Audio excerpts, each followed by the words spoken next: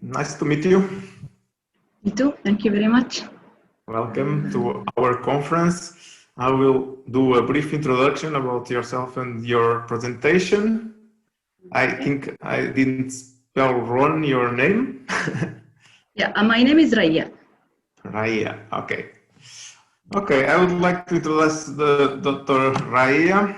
She comes from the Department of Basic Science, College of Applied and Health Science, Al-Shiaq University from Oman, and she will give us a speech about conjugated poly metalla-ynes for new materials applications. First, hello everybody. I'd like before I start, I'd like to thank the organizing members for this successful conference, and a very special thank to, I think the name, if I pronounce it correctly, Igor. Yes. Igor, yeah. For his for being there for any inquiry. He was promptly responding to our inquiry. So thank you very much. Thank you all. My presentation today is about conjugated polymetalla-ynes for new materials applications. And in this talk, I will first go through an introduction of polymetalla-ynes and material science, and then I will give the previous studies in platinum polyions. After that, I will go through three systems which we recently report and study in, which are the carbazole system, azobenzene, stilbene, and the heterobimetallic system, which is bearing rhenium-1 as a said side chain. And at the end, there will be a general conclusion.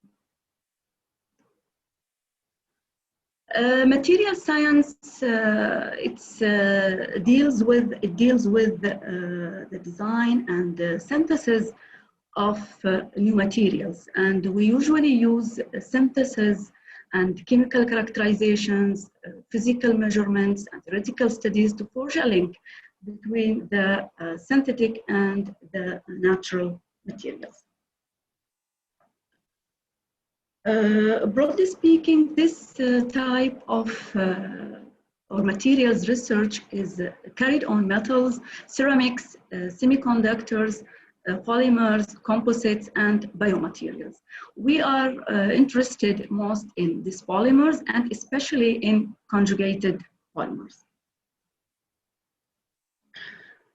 This is the general structure of polymetalla-ynes. Here I'm showing two structures. It depends on the type of metal we have.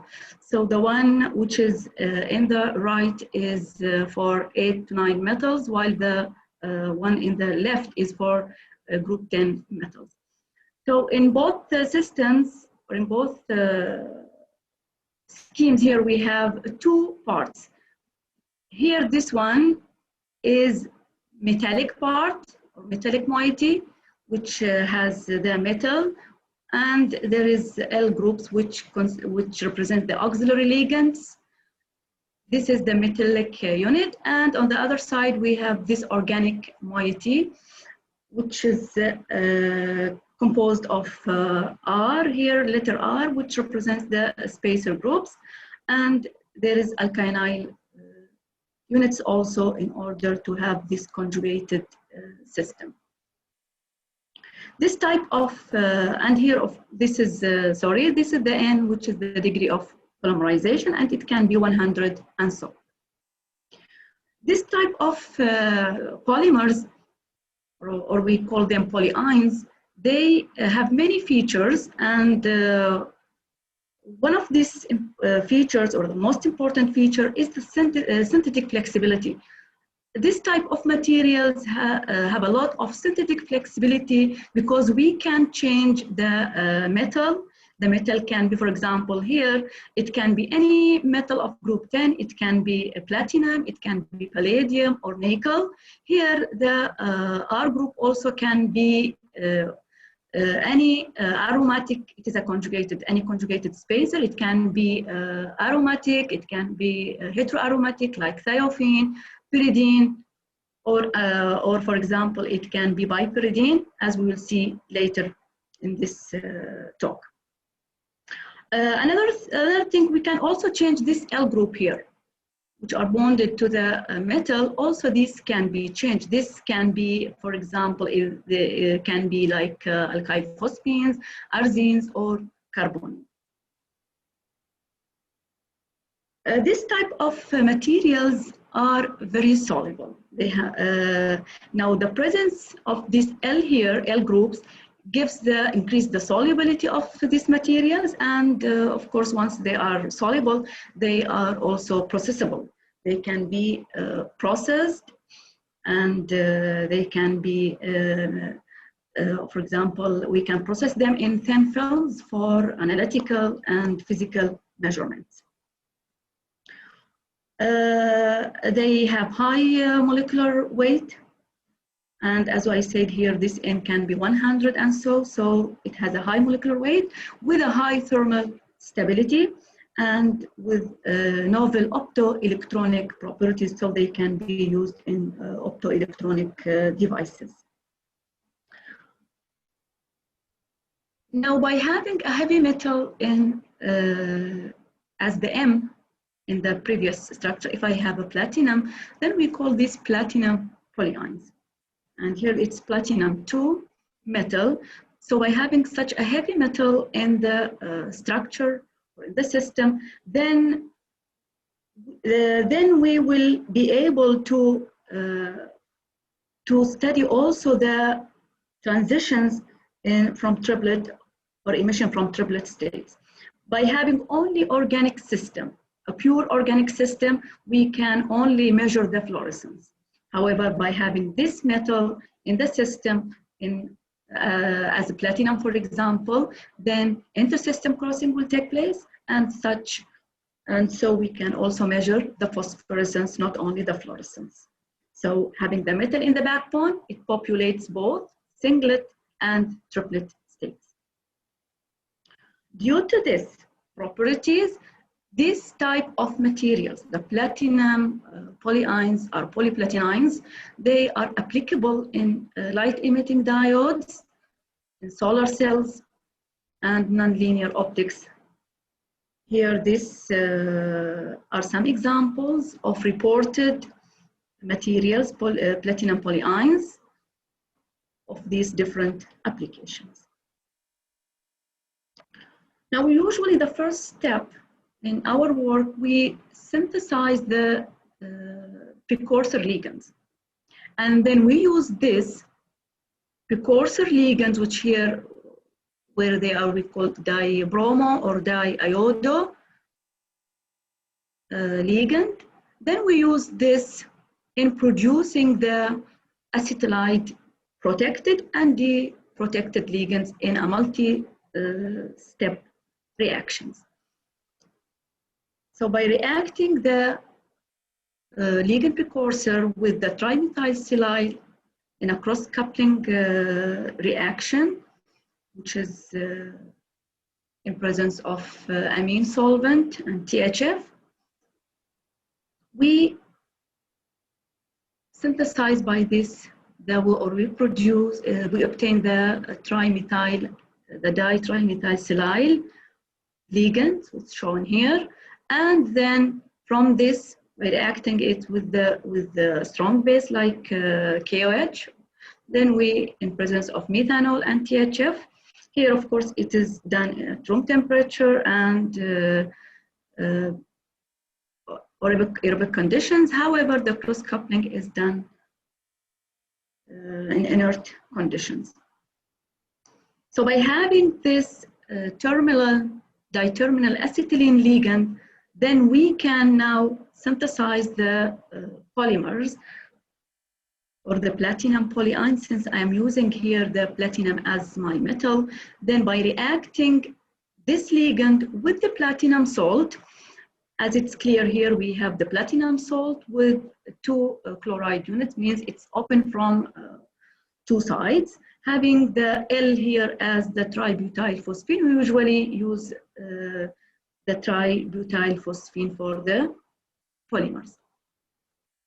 So by reacting this in a dehydrohalogenation reaction, dehydrohalogenation polycondensation reaction, we produce the platinum polyions shown here. Now the polymers are big molecules, so it's not easy, or it's difficult to fully characterize them. For example, we cannot get a single crystal structure of this polymer. So what we do, people use to synthesize model compounds, and these model compounds synthesized in using similar conditions as that in the platinum, for synthesizing the platinum polymers. But here the difference that we are using a platinum salt which is capped from one side with a phenyl group, for example, while one side is with the chloride group, reacting this in 1 to 2 metal mole ratio, while in the polyions the ratio is 1 to 1. In presence of a catalyst, which is copper iodide, and using diisopropylamine and DCM as solvent at room temperature.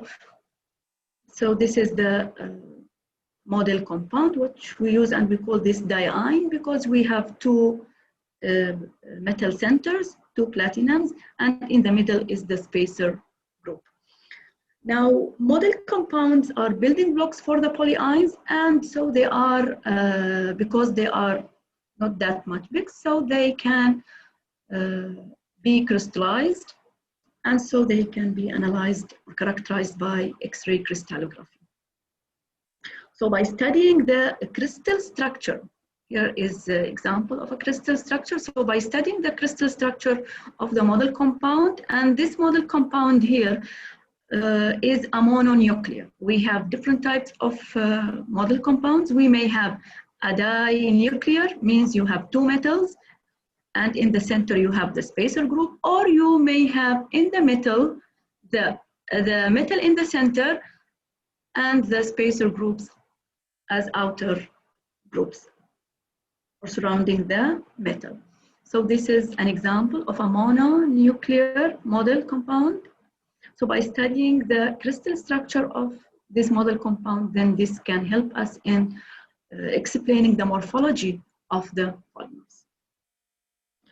Also, we used to study, to characterize our compounds using different analytical methods, and also we explain the results by computational calculations, and by considering the HOMO and the LOMO, for example, to see how the conjugation, how the system is conjugated, and to study the electron delocalization in the studied system. This is another example of a model compound, which is a diene or dinuclear, where we have two platinums on both sides, and in the center we have this as a spacer group.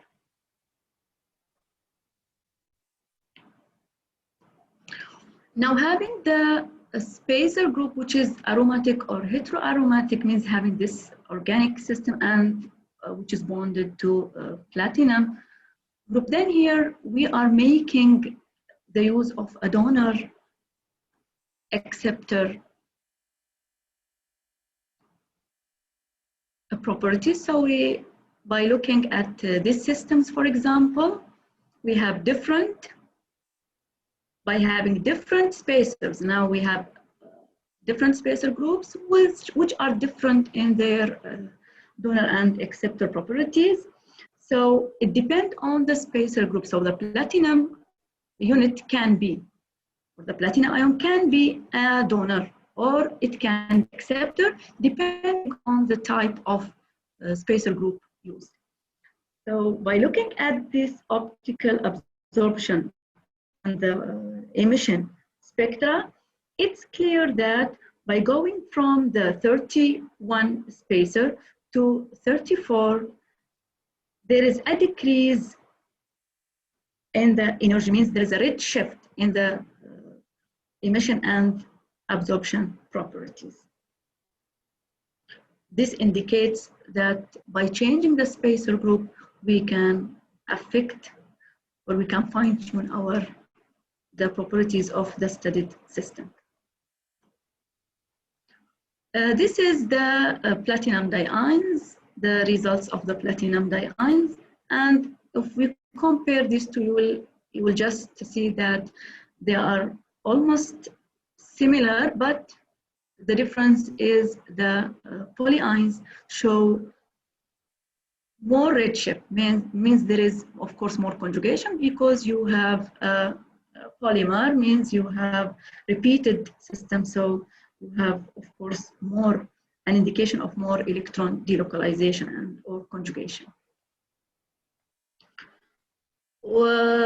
We did a comprehensive literature survey for platinum polyions in which in which different spacer groups are used.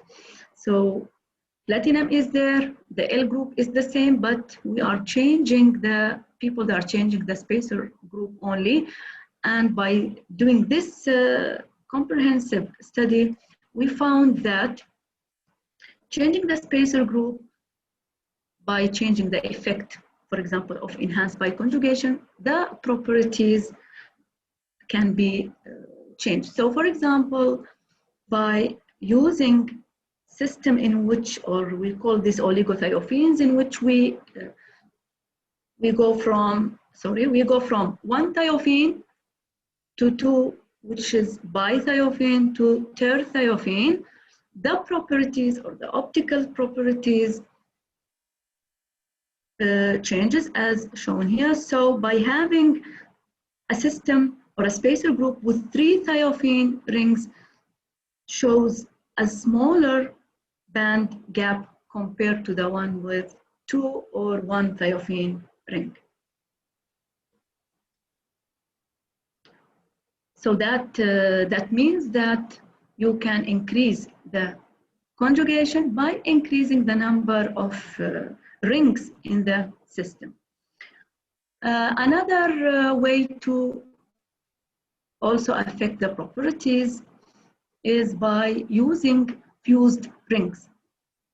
So the effect of fused rings was investigated by studying a series of carbocyclic rings, the benzene with naphthalene and anthracene. 1 ring, 2 ring, and 3, which are fused together. And since here anthracene has, of course, more electron, so here this is 3 rings together. So as it's shown here, that the band gap or the emission from the singlet was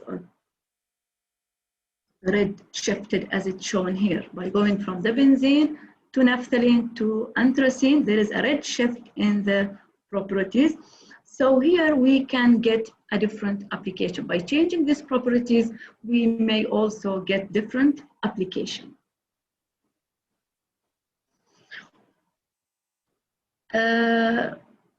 By comparing the fused and non-fused systems of bithiophene, here we have thiophene fused rings at the left, while we have here non-fused system. So we thought it was expected that since you have this fused rings, then the conjugation will be more, and thus we will have a red shift in the properties. However, it was found that the non-fused system was more conjugated, and thus it was redshifted compared to the fused ring, and it was explained that it is not the fused ring which gives this redshift, however, it is the conjugation length instead. So here in this fused system, there is, by counting the double bonds here, we have 3 double bonds, while in the non-fused, there is 4. So having more double bonds, then this means that there is an increase in the conjugation length, and thus there is also less band gaps. The effect of pi conjugation interruption was also found to affect the properties of the obtained materials. And this was studied by using oligopyridines as spacer groups, and the results compared with the system with one pyridine ring. So as it's clear from this data here, that when you add the second, when the second pyridine is added in a linear way, for example, like here it is 5-5 pattern substitution, and here the second one, the pyridine is added in a kinked pattern. So here, when you have a linear system spacer, then there is a real shift in the singlet and triplet properties.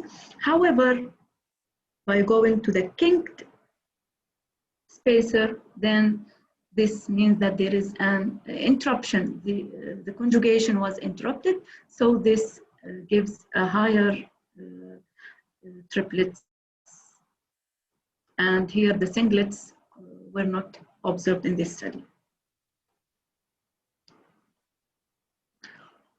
Another way to affect also the properties of the polymers is the ring functionalization. For example, here, having this series of fluorines with different substituents. So here we have, for example, a fluorine without any substituent, and here we have this fluorine with donating groups and with withdrawing groups, and the one with the dicyano was found to have the less band gap, which is 1.58, and as it's clear here that by only changing the substituents on the 9 carbon or in position 9 of the fluorine, we had this huge change in the band gap. Now, by changing this band gap, having different smaller band gap, this may give you an application. For example, they may be suitable for solar cells, while materials with a little higher band gaps, they may have different applications. For example, they may be applicable in light-emitting diodes. Having all these properties, we selected carbazole as a spacer group in our system. And why carbazole? This is the structure of carbazole with the numbering scheme shown. Why carbazole? Because carbazole is an electron-rich compound. It has a planar conjugated structure, and the unsubstituted carbazole without any substituent, it has a thermal stability of up to 230 degrees. And there is also, we can functionalize this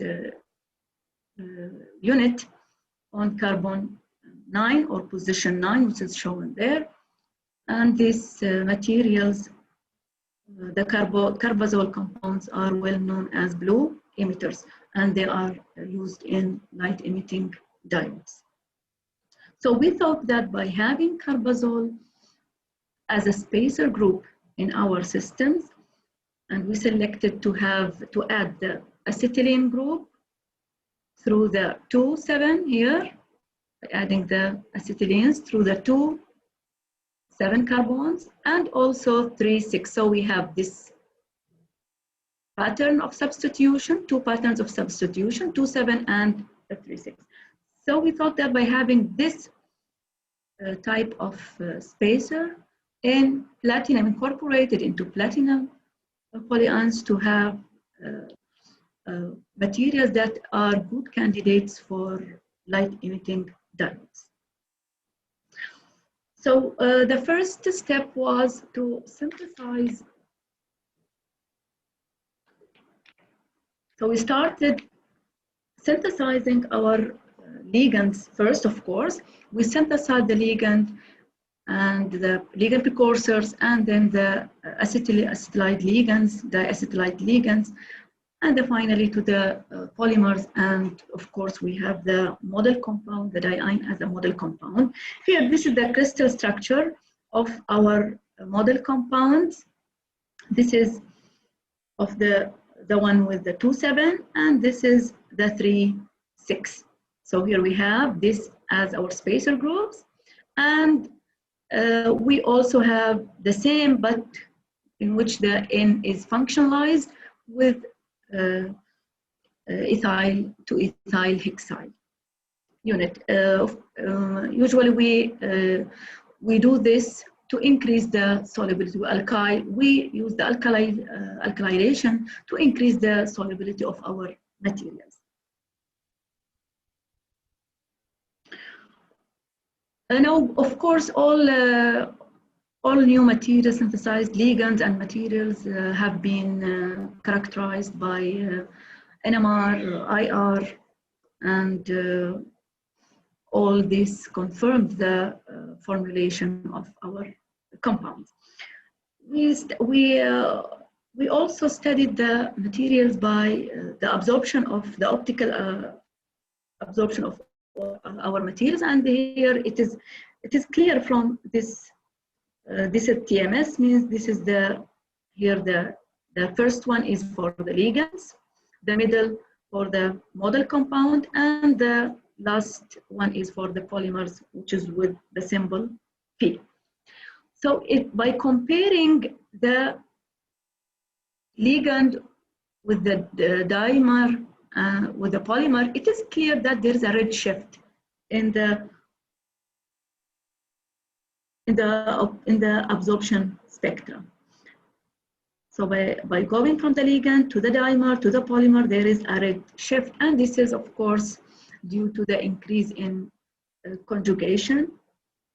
And by comparing between the 2,7, which is shown here by number 3, 3A, 3B. 3A is means the non-alkylated 2,7.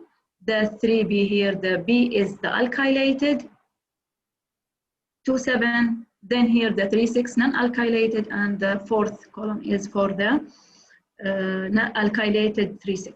So by comparing between the 2,7 and the 3,6, it is clear that there is a red shift in the 2,7 more than the 3,6. And by comparing the alkylated with the non-alkylated, we can see that there is no much changes shown here. So between A and B, for example, it seems to be the same. Between E and F, they are just seems to be the same. So in this system, we just concluded that the alkylation has no effect in the properties of the obtained materials. There is, yes, there is a red shift, but it is not very well pronounced compared to having different patterns. Means changing the substitution pattern from 2,7 to 3,6 have more effect than the alkylation of the N unit or N atom in the carbazole. And so higher degree of delocalization in 2,7 carbazole compounds than 3,6 analogs.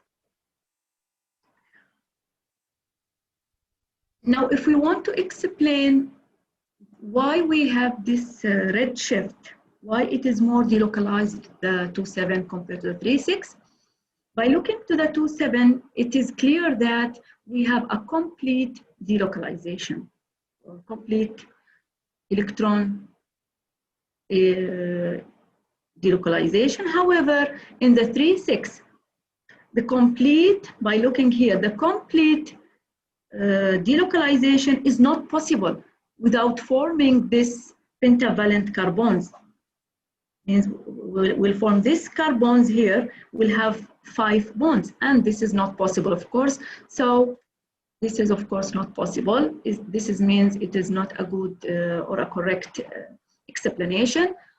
So for 3,6, another way is by utilizing the lone pair on the nitrogen atom, which gives the conjugation in one side of the compound. And so this is not a complete conjugation as in 2,7. So because of this, 2,7 is more conjugated, and thus it gives, of course, due to this, it seems that to be more linear, as we said in the previous slides.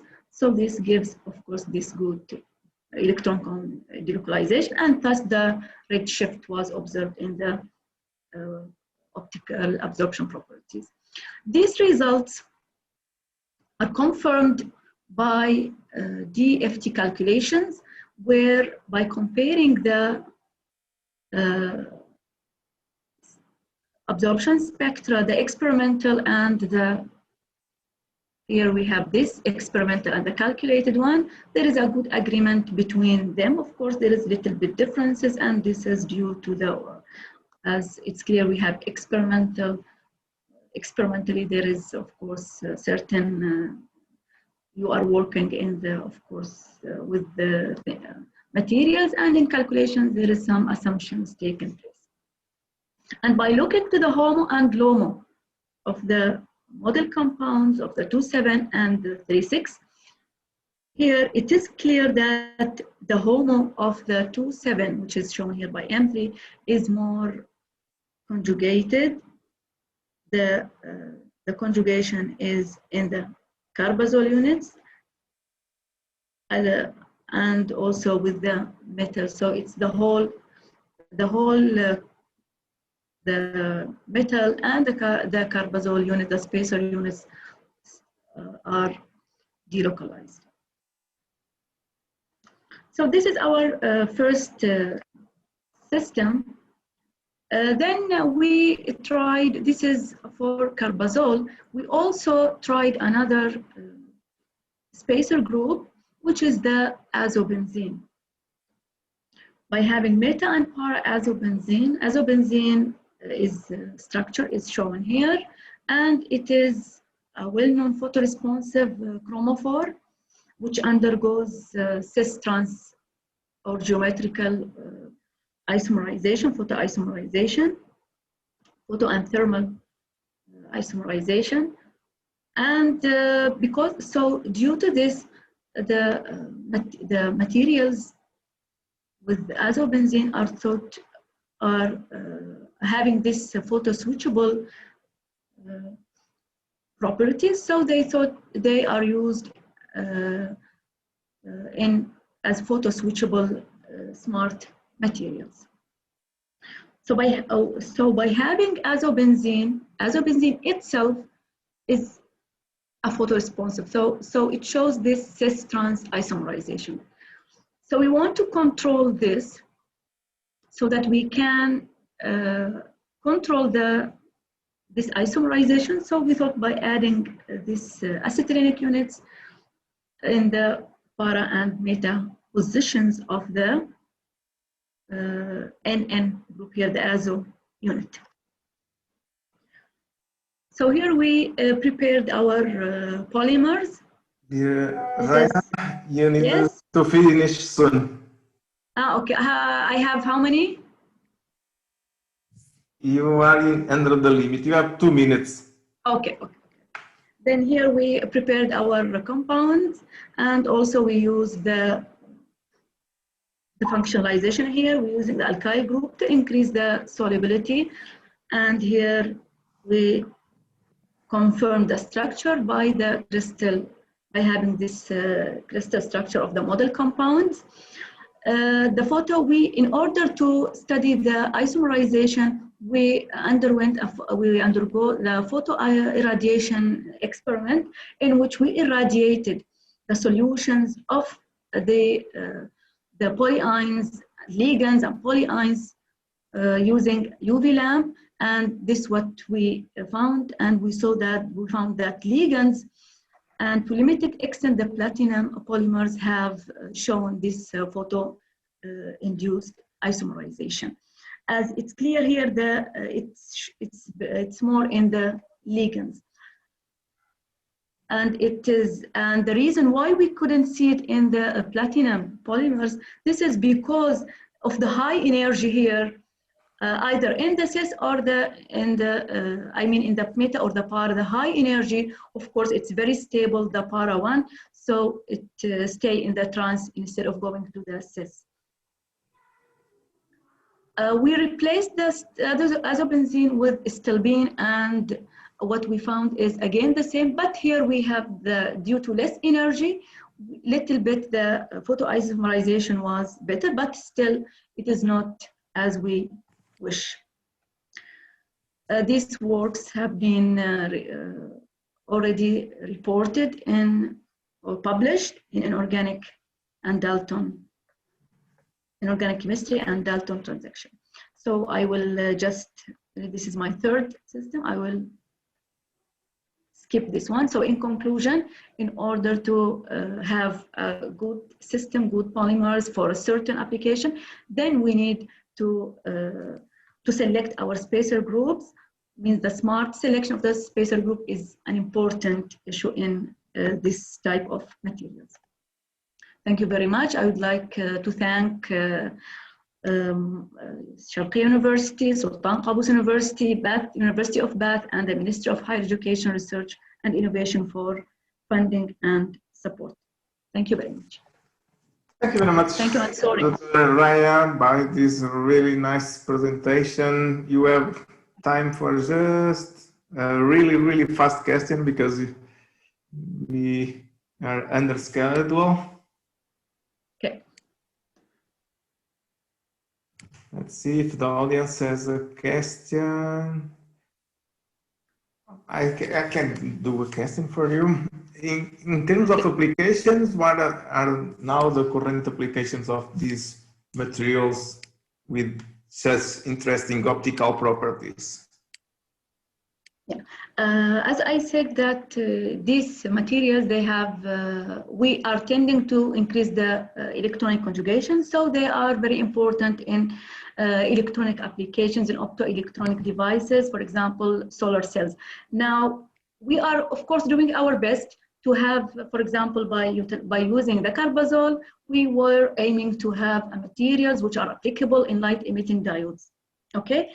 But what we found that because this carbazole is a good emitter, so we thought to put them in our material and see how the application, the properties will come. Now the band gap is not that much suitable for light-emitting diodes or solar cells, for example. So because of this, we need to fine-tune our properties, do some changes. So if I was not able to discuss the third one, in which we tried adding a second metal. So we have a mixed metal system, which again will increase the conjugation, and thus it will give better properties. And maybe sometimes you will have a different, you put your aim that I want a material for light emitting diodes, then you need to select the best spacer group for this one. Another applications, of course, there are solar cells. They can be applicable in solar cells.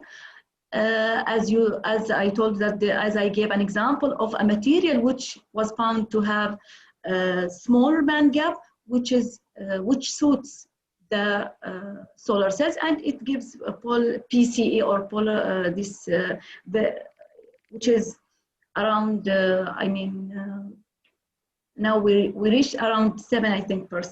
So also we have another photo switch, for example, this azobenzene. There are sensors also, many applications. But in terms of solar cells, the organic electronics have the problem of the chemical stability, because the efficiency is decreasing a lot with the time. Yeah, but this type of materials are very stable. Okay. Yeah, for example, I did my master studies, I did it in carbazole, and I saved that compounds when I came to my PhD after a few years, I used the same, I completed the work in that ligand, and it was very stable. Means 5 years. Okay, thank you very much. Nice to meet you, very much. And good luck in your research. Thank you very much, and thank you for giving me this opportunity to share with you my work. Thank you very much. Welcome.